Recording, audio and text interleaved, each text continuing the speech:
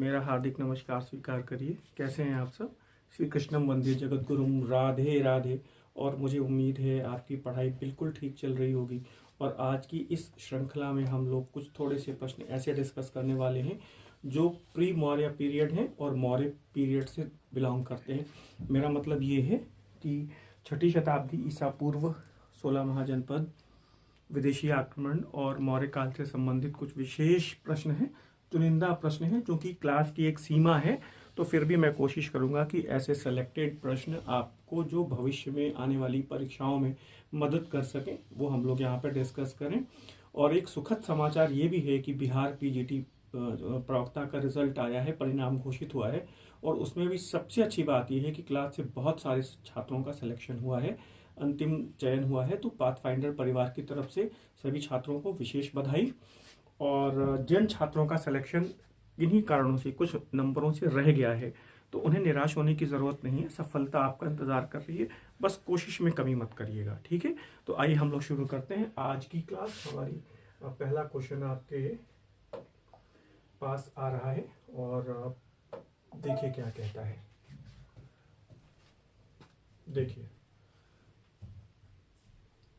निम्नलिखित किस पुस्तक में बुद्ध युगीन गणराज्यों एवं 16 महाजनपदों का उल्लेख है? बुद्ध युगीन गणराज्यों एवं 16 महाजनपदों का उल्लेख है। ये प्रश्न कभी ऐसे भी आया है कि इनका उल्लेख किस बौद्ध ग्रंथ में मिलता है, किस जैन ग्रंथ में मिलता है। तो मेरा अनुरोध है आपसे कि ये सारे प्रश्न आपको याद रहने चाहिए। तो 4 ऑप्शन आपको दिख रहे होंगे: wonder that was India, history of Indian civilisation, Buddhist India and the light of Asia. तो कौन सी किताब है, अगर आप मुझे बता पाएँ तो बेहतर होगा। और जवाब दीजिए। सब लोग जल्दी से क्लास में आइए और कॉपी पेन लेकर बैठिए। आप चाहें तो इस क्लास को अपने मित्रों को, अपने सहयोगियों को शेयर भी कर सकते हैं। आइए देखिए और जवाब दीजिए। और मैं आपको जवाब देता हूँ। यहाँ पे सही जवाब है बुद्धिस्ट इंडिया। बुद्धिस्ट इंडिया में बुद्ध युगीन गणराज्यों और 16 महाजनपदों का उल्लेख मिलता है, ठीक है? ये पुस्तक किसकी है? ये पुस्तक है रिच डेविड्स की। ध्यान से सुनिएगा। और अगर आप मुझे जवाब दे पाएं कि किस बौद्ध ग्रंथ में 16 महाजनपदों का उल्लेख मिलता है या फिर किस जैन ग्रंथ में 16 महाजनपदों का उल्लेख मिलता है, तो बेहतर होगा। और रिप्लाई करिए सब लोग, ठीक है? अब देखो यहाँ पे, ये जो the light of Asia book है, ये पुस्तक है एडविन अर्नोल्ड की। थोड़ा ध्यान रखिएगा, ये सारे प्रश्न भी आए हैं। एडविन अर्नोल्ड की ये पुस्तक है। और the light of Asia basically Buddha के लिए लिखी गई है। और ये प्रश्न भी आपसे पूछा गया है कि एशिया का प्रकाश पुंज किसे कहा गया है, या द लाइट ऑफ एशिया किसे कहा गया है? तो महात्मा बुद्ध को कहा गया है। मुझे उम्मीद है बिल्कुल ठीक चल रहा है सब कुछ और आप समझ पा रहे होंगे। ये किताब भी बहुत इम्पॉर्टेंट है। वंडर दैट वाज इंडिया, ये पुस्तक अद्भुत भारत कहलाती है, हिंदी रूपांतरण इसका, ध्यान रखिएगा। और मुझे उम्मीद है इस पुस्तक के बारे में भी आपको पता होगा। इसके लेखक हैं A.L. बॉशम। मुझे एक बात और याद आ रही है, अगर आप कहें तो मैं बता दूं। वो एक tragedy of black hole, black hole की घटना का उल्लेख एक हुआ है। ब्लैक होल, फोर्ट विलियम में घटी थी ये घटना। और वो पुस्तक है जिसमें इस पुस्तक का विवरण है, ब्लैक होल की घटना का विवरण जहाँ पे मिलता है, अलाइव द वंडर। और इस घटना को लिखने वाला व्यक्ति कौन था? उनका नाम है हॉलवेल, ठीक है? तो ये सारी बातें आप नोट करिए, बेहतर होगा। मुझे उम्मीद है आप नोट कर रहे होंगे। एक ही प्रश्न में आप देखिए ढेर सारे प्रश्न मिल रहे हैं आपको। तो अगले प्रश्न की तरफ हम लोग जाते हैं। और अगला प्रश्न देखिए क्या कह रहा है। निम्नलिखित में से कौन एक ईरानी राजवैद्य है? निम्नलिखित में से कौन एक ईरानी राजवैद्य है? तो 4 ऑप्शन है: हिकैटियस, हिप्पोक्रेटस, टेसियस या फिर स्काइलैक्स। तो मुझे लगता है इस प्रश्न का जवाब आप दे पाएंगे और वो जवाब है टेसियस। वेरी इंपॉर्टेंट, इसको ध्यान रखिएगा। और मैं आपको कुछ और इन्फॉर्मेशन दे देता हूँ, वो बेहतरीन ढंग की इन्फॉर्मेशन से नोट कर लीजिएगा और देखिएगा। यहाँ पे सामने स्क्रीन पर है, आप देखिए स्काईलैक्स कौन है। पहला ज्ञात यूनानी है जिसने भारत भूमि पर कदम रखा। ये प्रश्न बहुत इंपॉर्टेंट है, किसी न किसी परीक्षा में पूछा गया है कि भारत भूमि पर कदम रखने वाला पहला यूनानी व्यक्ति। तो पहला ज्ञात यूनानी जिसने भारत की भूमि पर कदम रखा वो सिंधु नदी के मार्ग की खोज में आया था। क्लियर हो रहा है? हिकैटियस दूसरा यूनानी लेखक है जिसने भारतीय सभ्यता और संस्कृति के बारे में अपने ग्रंथ इंक्वायरीज में सूचनाएं संकलित की। क्लियर हो रहा है? तो हिकैटियस को देख लीजिए। और ये ध्यान रखिएगा, हिप्पोक्रेटस यूनानी विद्वान हैं जिन्हें चिकित्सा का जनक कहा जाता है।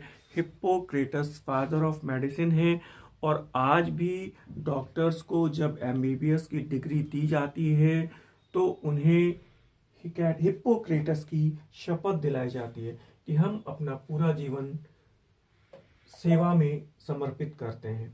और भारतीय चिकित्सा के जनक कौन है आपको पता है, उनका नाम चरक है। फादर ऑफ इंडियन मेडिसिन चरक है। फिर आपको ये भी पता है कि शल्य चिकित्सा के जनक या फिर फादर ऑफ सर्जरी सुश्रुत हैं। प्लास्टिक सर्जरी के जनक कौन हैं? सुश्रुत हैं।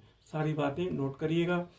अपने जो भी आपकी क्वेरीज हैं मुझसे डिस्कस कर सकते हैं व्हाट्सएप के माध्यम से। स्क्रीन पर नंबर दिए होते हैं। और मेरी क्लास आपको कैसी लगती है, इसमें और क्या आप सुझाव दे सकते हैं, आपके सुझावों का हमेशा स्वागत है। फिलहाल इस प्रश्न पे नजर डालिए, सिकंदर का जीवनी लेखक कौन है? नियार्कस, अरिस्टोबुलस, ओनेसिक्रेटस या फिर यूनेनीस। तो जवाब आसान है और यहाँ पर जवाब है ओनेसिक्रेटस। सिकंदर का जीवनी लेखक कौन है ध्यान रखिएगा, और वो है ओनेसिक्रेटस। और ये ध्यान रखिएगा नियार्कस कौन था? सिकंदर का जल सेनापति था। ध्यान रखिएगा, ये सारे प्रश्न किसी न किसी परीक्षा में कभी ना कभी पूछे गए हैं, पूछे जा सकते हैं। और ये देखिए 5वीं शताब्दी ईसा पूर्व का वो नगर जिसकी किलेबंदी मिट्टी की दीवार से की गई थी तथा इसी नगर की रक्षा के लिए प्राचीर के समीप एक उड़ते हुए बाज की आकृति वाली यज्ञशाला भी मिलती है जिसे शेन चित्ती कहा गया है। नेट में पूछा गया है ये प्रश्न कभी ना कभी। कौन सा नगर है? चंपा है, कौशाम्बी है, राजगृह है और वाराणसी है। तो मुझे उम्मीद है अगर आप जवाब देंगे तो बेहतर है, रिप्लाई कर सकते हैं। और यहाँ पर सही जवाब है कौशाम्बी। क्लियर हो रहा है? गलती ना हो, ध्यान रखिएगा। इस प्रश्न को नोट कर लीजिए या फिर आप इसका स्क्रीनशॉट भी ले सकते हैं। और अगले प्रश्न पर नजर डालें। रोहिणी नदी के जल बंटवारे का विवाद किन दो गणराज्यों के बीच में था? कोलिय एवं शाक्य। देखिएगा, रोहिणी नदी का जल बंटवारा बुली एवं कोलिय, मल्ल एवं शाक्य, कोलिय एवं मौर्य। और कुछ ऐसा कहते हैं डीडी कौशाम्बी सर की बुद्ध के जो गृह त्याग का कारण है वो राजनीतिक था। तो ये जो जल का विवाद है ये दो गणराज्य हैं, कोलिय और शाक्य। मुझे उम्मीद है आप ठीक निशान लगा रहे होंगे। और इस विवाद का समाधान बुद्ध ने किया था। क्लियर हो रहा है? और अगला देखिए, शक्टार किसका प्रधानमंत्री था? शक्टार किसका प्रधानमंत्री है? शक्टार किसका प्रधानमंत्री है? घनानंद का, महापद्मानंद का, अजातशत्रु का, बिंबिसार का? मुझे बताएंगे, रिप्लाई कर सकते हैं सब लोग। और यहाँ पे सही जवाब है घनानंद। ठीक है। और वस्त्रकार का संबंध किससे है? महापद्मानंद का संबंध किससे है? ये जवाब आप देंगे। और इस प्रश्न को देखिए, तक्षशिला का शासक आम्ही। देखिए, इसको भारत का पहला ऐतिहासिक गद्दार भी कहा गया है, जिसे भारत का प्रथम ऐतिहासिक गद्दार भी कहा जाता है। सिकंदर से किस स्थान पर मिला था? निकैया में, उंद में, ओहिंद में या फिर कहीं पर नहीं। वो एक जगह है जहां पर उसने सिकंदर से मुलाकात की थी और वो कहता है कि आप आइए हिंदुस्तान और हम आपकी मदद करेंगे। तो वो जगह कौन सी थी? अगर आप कर पाए तो ठीक है। और ये है निकैया। गलत तो नहीं हो रहा है? अगले प्रश्न को देखिए, मैच करना है। मैच दी फॉलोइंग का प्रश्न है। मैं हमेशा ये कहता हूं कि नंबर डाला करिए, कभी भी एरो से मत मैच करिए। ऐसे प्रश्न आते हुए भी गलत होते हैं, क्योंकि एरो से बनाने में कहीं ना कहीं पर कभी कभी मिस मैच हो जाता है। कपिल वस्तु के शाक्य हैं, तो यहाँ पे 4 नंबर। रामग्राम के कोली हैं, यहाँ पर 3 नंबर। पिपली वन के मोरी हैं, यहाँ पर 2 नंबर। और वैशाली के लिच्छवी हैं, यहाँ पर 1 नंबर। 4 3 2 1 आएगा। तो अब देख लीजिएगा वो किस विकल्प में 4 3 2 1 आ रहा है।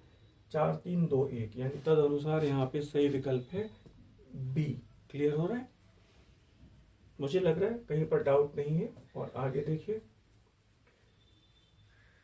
ये प्रश्न भी कभी ना कभी नेट में पूछा गया है, फिर रिपीट हुआ है। कौन से विदेशी आक्रमणकारी अपना आधा सिर मुड़ाते थे, अपना आधा शीश मुड़ाते थे? हिंद, यवन, शक, पहलव और कुषाण। इन प्रश्नों को नोट करिए भाई, और भविष्य में गलत मत करिएगा। प्रैक्टिस तो आप लोग बहुत करते हैं, परीक्षा भवन में एग्जामिनेशन की प्रेशर की वजह से गलत कर जाते हैं। हिंद, यवन, शक, पहलव, कुषाण, और सही जवाब है शक। क्लियर हुआ? और फिर हम लोग बढ़ते हैं अगले प्रश्न की तरफ। क्वेश्चन नंबर 10 देखिए, एक शानदार प्रश्न है, आपके लिए नया प्रश्न हो सकता है। सम्राट अशोक का पुत्र महेंद्र है, ये बात तो क्लियर हो रही है। महेंद्र और संघमित्रा श्रीलंका चले गए थे, ये भी पता है। अशोक का समकालीन श्रीलंका का जो शासक है वो तिस्य है, ये भी पता है। तो अशोक के पुत्र महेंद्र के द्वारा लिखित किस पुस्तक में, उस पुस्तक का नाम आपको चिन्हित करना है जिसमें चंद्रगुप्त की मां का नाम मथुरा देवी और पिता का नाम विशाल गुप्त मौर्य अंकित है। थोड़ा ध्यान रखिएगा, बढ़िया बात है ये। चंद्रगुप्त मौर्य की मां मथुरा देवी और पिता विशाल गुप्त मौर्य, ये नाम किस पुस्तक में है? वो पुस्तक महेंद्र की है, महापरिनिब्बाण सूक्त है, बृहत कथा कोश है, उत्तर वैरट्य कथा है, या उपर्युक्त में से कोई नहीं। और मुझे उम्मीद है इस प्रश्न का जवाब चूंकि महेंद्र ने लिखी है तो वो पुस्तक है उत्तर वैरट्य कथा। ठीक है, बढ़िया है, कर पा रहे होंगे मुझे उम्मीद है। और अब देखिए, किस ग्रंथ में चाणक्य की पत्नी का नाम पूछ रहा है? चाणक्य की पत्नी कौन थी? तो वो यशोमती हैं। और इनका नाम कहाँ पर मिलता है, किस ग्रंथ में मिलता है? अर्थशास्त्र में, मुद्रा राक्षस में, बृहत कथा कोश में, या फिर महापरिनिब्बाण सूक्त में? मुझे बताएंगे और जल्दी से रिप्लाई कर दिया करिए अगर आ रहा है तो। और सही जवाब है यहाँ पर बृहत कथा कोश।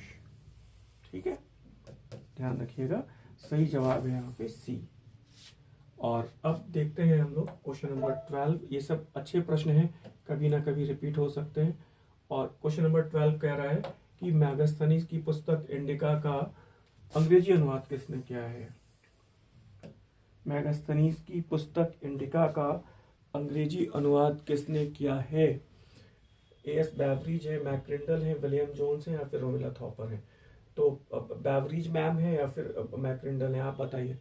इन दो में से कोई एक है, तो मैं बता रहा हूं आपको। और यहाँ पर सही जवाब है मैक्रिंडल। और फिर आप ध्यान रखिए, मैडम एस बैवरीज का नाम याद आना चाहिए। इन्होंने किस पुस्तक का अनुवाद किया? एक नाम और याद रखना चाहिए आपको, ईसी सचाऊ ने किस पुस्तक का अनुवाद किया अंग्रेजी में? विलियम जोन्स ने किस पुस्तक का अंग्रेजी में अनुवाद किया? ये सब प्रश्न तो कई बार आए हैं, मैं जवाब नहीं दे रहा हूँ। ये होमवर्क आपके लिए छोड़ रहा हूँ। आप मुझे या तो रिप्लाई करिए कमेंट बॉक्स में, आप डालिए मुझे इसको कि ईसी सचाऊ ने किस पुस्तक का अंग्रेजी में अनुवाद किया। आगे देखिए, क्वेश्चन नंबर 13 क्या कह रहा है? यूनानी इतिहासकार स्ट्रैबो एवं जस्टिन ने चंद्रगुप्त मौर्य को किस नाम से पुकारा है? एंड्रोकोटस, अमित्रोचेट्स, या फिर सैंड्रोकोटस? ये सैंड्रोकोप्टस है और ये सैंड्रोकोटस है। ये एंड्रोकोटस है, ये अमित्रोचेट्स है। तो बताएं जल्दी से। और बिल्कुल ठीक जवाब आ रहा है, और ये है सैंड्रोकोटस। ध्यान दीजिएगा, सैंड्रोकोप्टस कहता है फिलार्कस। तो ठीक जा रहे हैं हम लोग और आपने अच्छा परफॉर्म किया है। आपके क्लास, आपकी जो कक्षा है इसमें से बहुत सारे छात्र, चूंकि हमारे बिहार प्रवक्ता में उनका अंतिम चयन हुआ है, हम सभी के लिए ये सुखद सूचना है और अच्छा लगता है छात्र जुड़ते हैं और आगे सफलता मिलती है छात्रों को। हम लोगों की एक टॉपिक वाइज टेस्ट सीरीज चल रही है, जैसा कि मैं आपको हमेशा सूचना दे रहा हूं, और अभी मैंने इसमें केवल 4 प्रश्न पत्र हल करवाए हैं। प्रत्येक टॉपिक पे मैंने लगभग 125 प्रश्न का कमिटमेंट किया था और लगभग अधिकतम 200 प्रश्न भी हम लोग हल कर रहे हैं। किसी जो टॉपिक का नेचर है, किसी में 200, किसी में 170, 180, 150, जैसा टॉपिक का नेचर है वैसे कर रहे हैं। हम लोगों ने शुरुआती 4 टॉपिक हम लोगों ने डिस्कस किए हैं, वो प्रागैतिहासिक काल का, हड़प्पा सभ्यता का, वैदिक काल का और धार्मिक जो बौद्ध और जैन, ये 4 पेपर अभी तक हल हुए हैं। तो अगर आप चाहें तो अपना नामांकन इसमें सुनिश्चित कर सकते हैं और आपको 20 टॉपिक, पूरे इतिहास को हम लोगों ने फ्रेम आउट किया है, 20 टॉपिक हम लोग हल करेंगे और प्रत्येक टॉपिक में ऑन एवरेज आप देखेंगे 125 से लेकर 200 प्रश्न का बीच में रेंज है, वहां तक आपको प्रश्न मिलेंगे। जो पेपर अब तक आयोजित हो चुके हैं वो आंसर शीट के साथ मिल जाएंगे। कोई दिक्कत होगी आपको तो उसमें एक्सप्लेनेशन आपको व्हाट्सएप के माध्यम से मिल जाएगा, ठीक है। और बाकी आगे की क्लास में आप मेरे साथ कंटिन्यू रह सकते हैं, तो आप चाहें तो नामांकन सुनिश्चित कर सकते हैं, ये आपका अपना विवेक है और स्क्रीन पर दिए गए नंबर हैं, आप इन पे संपर्क कर सकते हैं। और हम लोगों की एक, जैसा कि मैं हमेशा बताता रहा हूँ, इतिहास की एक 250 पन्ने की एक बुकलेट है, एंशिएंट मेडिवल मॉडर्न को इसमें कंपाइल किया गया है। केवल परीक्षोपयोगी सामग्री है इसमें, परीक्षा की दृष्टि से महत्वपूर्ण जितने भी अति महत्वपूर्ण टॉपिक हैं और सूचनाएं हैं वो इसमें संकलित की गई हैं। इस पुस्तक को आप पूरी तन्मयता के साथ अपने रिवीजन में, यदि आपने पहले से चीज़ों को पढ़ा है अच्छे से, तो इसको रिवीजन के तौर पे आप इस्तेमाल कर सकते हैं, ठीक है। हमेशा की तरह मैं बता रहा हूँ कि क्लास से सैकड़ों छात्रों का अंतिम चयन हुआ है और अभी बिहार प्रवक्ता में भी क्लास से कई छात्र सिलेक्शन उनका अंतिम हुआ है। तो आप चाहें तो इस बुकलेट को भी अपनी अध्ययन सामग्री में रिवीजन की प्रक्रिया में शामिल कर सकते हैं, मंगा सकते हैं, ठीक है। आप अगर प्रयागराज में है तो ये पुस्तक आपको हैंड टू हैंड मिल सकती है, और अगर आप प्रयागराज के बाहर हैं तो आप इसको स्पीड पोस्ट के माध्यम से मंगा सकते हैं। ये पुस्तक 4 से 5 दिन में अधिकतम आपको प्राप्त हो जाएगी। आप भारत के किसी भी कोने में हो, आपको ये पुस्तक 4 से 5 दिन में प्राप्त हो जाएगी। तो अधिक जानकारी आप स्क्रीन पर दिए गए नंबरों पर संपर्क करके प्राप्त कर सकते हैं। और इस प्रश्न को आप थोड़ा सा देखिएगा, वो कह रहे हैं कि अपने जीवन के अंतिम दिनों में चंद्रगुप्त मौर्य जैन धर्म का अनुयायी हो गया और उसने आचार्य भद्रबाहु की शिष्यता ले ली, और फिर वो जब जैन मुनि बन गया तो उसका नाम क्या बन गया, क्या पड़ गया? विशाखाचार्य, भद्राचार्य, विपाशाचार्य या फिर चंद्राचार्य? आप मुझे बताइए। यानी कि जब चंद्रगुप्त मौर्य का अंतिम समय आया वो जैन भिक्षु बन जाता है और अपने पुत्र बिंदुसार के हक में अपना राज्य छोड़ के वो भद्रबाहु के साथ दक्षिण चला जाता है। और आपको पता है कि वो श्रावण बेलगोला में, कर्नाटक में चंद्रगिरी पहाड़ी पर वो संलेखना व्रत के द्वारा प्राणों का उत्सर्ग करता है। तो उस समय उसका नाम क्या हो गया? तो अगर आपने कहीं पर चंद्राचार्य रिप्लाई किया है तो गलत है, और ये जवाब है विशाखाचार्य, ठीक है। मुझे लग रहा है ठीक जा रहा है आपका, और ये जरूर मुझे बताया करिए कि आपने कितने प्रश्न सही हल किए, नंबर ऑफ क्वेश्चंस आपने कितने सही किए। और इसको देख लीजिए, अशोक के अभिलेखों में दक्षिण के किन लोगों की चर्चा मिलती है, तो वो देखिए 4 ही हैं, चोल हैं, पांड्य हैं, सत्यपुत्र हैं और केरल पुत्र हैं। ये 4 दक्षिण के राज्य हैं। तो आप देख लीजिए यहाँ पे कौन कौन से हैं। तो चोल हैं 1, केरल पुत्र हैं 4, सत्यपुत्र हैं 5 और पांड्य हैं। चोल, पांड्य, केरल पुत्र और सत्यपुत्र। और ये ध्यान रखिएगा, पल्लव नहीं है, विष्णु कौंडिन्य नहीं है। अक्सर करके ये प्रश्न ऐसे भी आया है कि अशोक के अभिलेखों में किस दक्षिण राज्य की चर्चा नहीं मिलती है। एक बार पल्लव करके पूछा गया है और एक बार सातवाहन करके पूछा गया है। तो फिलहाल मैंने आपको सही ऑप्शंस लिखा है वहां पे 1, 3, 4, 5। तो 1, 3, 4, 5 तदनुसार सही विकल्प बी होगा, ध्यान रखिएगा। और ये सब प्रश्न बहुत अच्छे से आपको परीक्षा में ध्यान देना है। क्वेश्चन नंबर 16 देख लीजिए। मेगास्थनीज की इंडिका परवर्ती ग्रीक यात्रियों या लेखकों के विवरणों में सुरक्षित है। निम्नलिखित ग्रीक यात्रियों के विवरणों में से किसका विवरण इंडिका से संबद्ध नहीं है? आप देखिए, टेसियस, स्काइलैक्स, स्ट्रैबो, एरियन, प्लिनी और स्ट्रैबो। तो बिल्कुल आप अगर सही देख पाए तो यहाँ पर जवाब आएगा टेसियस। आपको पता है वो ईरानी राजवैद्य है। स्काइलैक्स के बारे में मैंने आपको अभी बताया, वो उसके पहले है, तो उसका विवरण कैसे हो सकता है इंडिका में? तो इस प्रश्न को आप देख लीजिएगा, अच्छा प्रश्न है, ये भी स्क्रीनशॉट ले सकते हैं। सही जवाब है यहाँ पे टेसियस और स्काइलैक्स। ठीक है, और अब आपको यहाँ पे मैच करना है। कुछ नाम है व्यक्तियों का और एक दूसरे से वो संबद्ध हैं। तो यहाँ पे देखिए, बिंबिसार का चिकित्सक जीवक है, भारतीय इतिहास का पहला ज्ञात चिकित्सक है वो जीवक, तो यहाँ पर 1 नंबर डालिए। कनिष्क के दरबार में चरक है, भारतीय चिकित्सा के जनक हैं, 2 ठीक है। बिंदुसार के दरबार में डाइमेकस आया है, ये भी ठीक है। और गोंदो फर्नीस के समय में एक ईसाई धर्म प्रचारक सेंट थॉमस आए हैं। तो 1 2 4 3। अब आप उत्तर देख सकते हैं विकल्पों पे, अब नजर डालिए। 1 2 4 3, तो कौन सा विकल्प आएगा? 1 2 4 3 ए आएगा। 1 2 और 4 3 क्लियर हो रहा है? जल्दबाजी नहीं करनी है हम लोगों को। और ये प्रश्न क्या कह रहा है? क्वेश्चन नंबर 18, अशोक अपने शिलालेख में वन में रहने वाली जंगली जातियों 8वीं जनजातियों का उल्लेख करता है और उन्हें संयम से रहने की बात करता है। बड़ी इंपॉर्टेंट बात है। 8वीं जनजातियां मतलब जंगल में रहने वाली जनजातियां। अब मामला ये है कि कहाँ पे कहता है? 13वां शिलालेख है, द्वितीय पृथक कलिंग प्रज्ञापन है, 5वां या फिर तीसरा शिलालेख है। तो वो इस बात को 13वें शिलालेख में कहता है, उन्हें चेतावनी देता है कि उन्हें संयम से रहना चाहिए। क्यों? क्योंकि देवताओं के प्रियदर्शी राजा ने अपने हथियार रख दिए हैं, तोड़े नहीं है। इसका मतलब ये है कि वो इस बात को स्वीकार करता है कि राजनीति में, राजधर्म के अनुपालन में कभी कभी ऐसे अवसर आते हैं जब दंड नीति का प्रयोग अनिवार्य हो जाता है।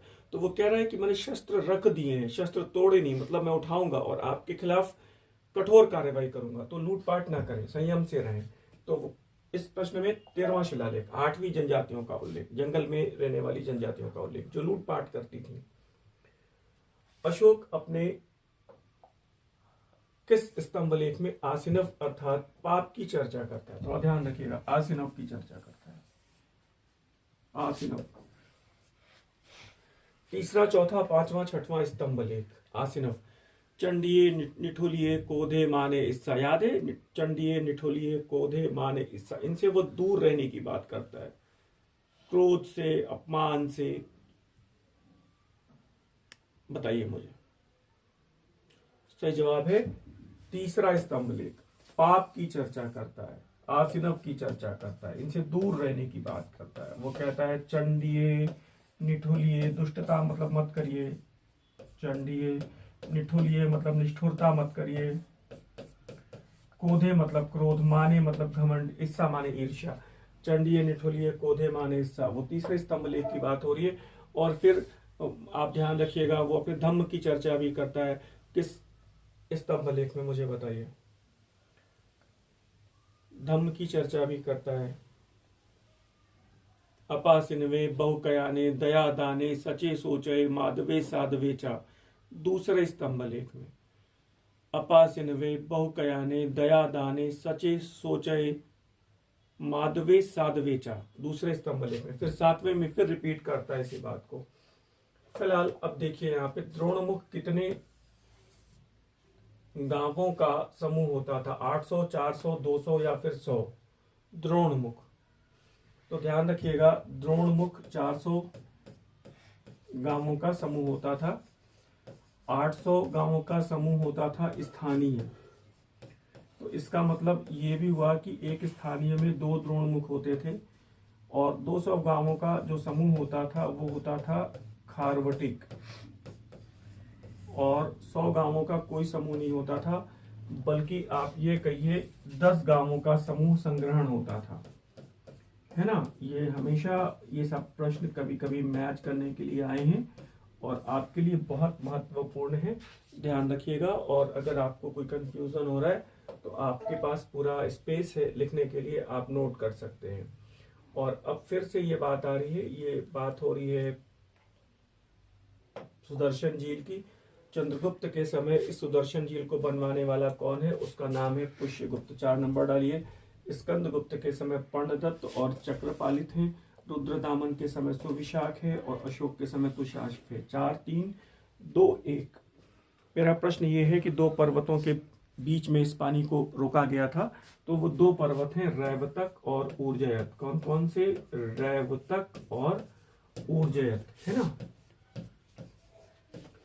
2 नदियां हैं, कौन कौन सी? 2 नदियां हैं, सुवर्ण सिक्ता, और दूसरी नदी का नाम अगर आप चाहें तो बता दें, पलाशनी। तो रुद्रदामन के जूनागढ़ अभिलेख में इसकी चर्चा है। और ऑप्शन आपके पास 4 3 2 1 है। तो अब आप देख लीजिए 4 3 2 1 कहाँ पे आ रहा है? 4 3 2 1 सी पे आ रहा है, तो आप ठीक ठाक विकल्प लग जाएगा। 4 3 2 1। क्लियर हुआ?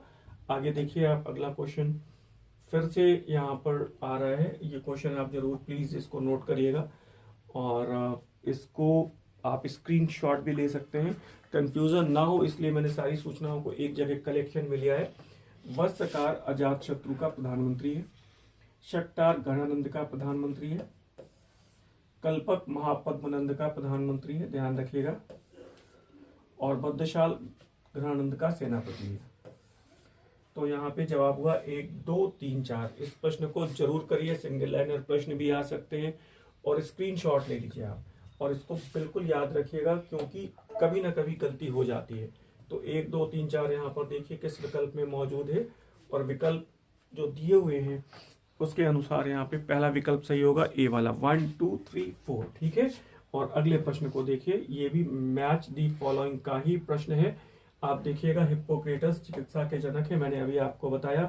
चरक भारतीय चिकित्सा के जनक है, मैंने आपको अभी थोड़ी देर पहले बताया। और जीवक भारत के पहले ज्ञात चिकित्सक हैं, ऐतिहासिक चिकित्सक हैं जीवक। और टेसियस ईरानी राजवैद्य हैं। ध्यान देने की बात यह है कि जीवक की चिकित्सा पद्धतियों का हमारे पास कुछ उल्लेख नहीं है, उनकी कोई बुक नहीं है हमारे पास।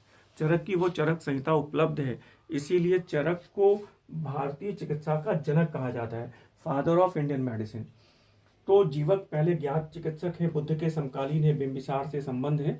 तो आप इस प्रश्न का स्क्रीनशॉट ले सकते हैं, और सामने सामने विकल्पों को रखा है क्वेश्चन नंबर।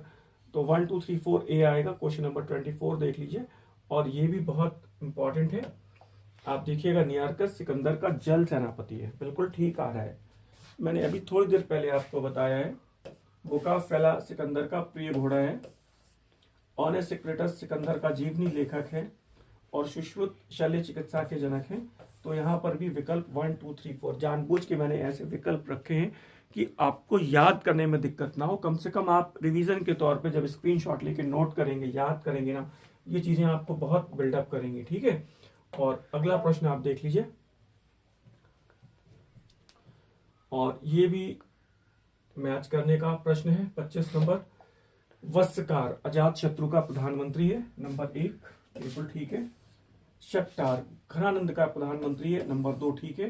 कल्पक महापद्मनंद का प्रधानमंत्री है, नंबर 3 बिल्कुल ठीक है।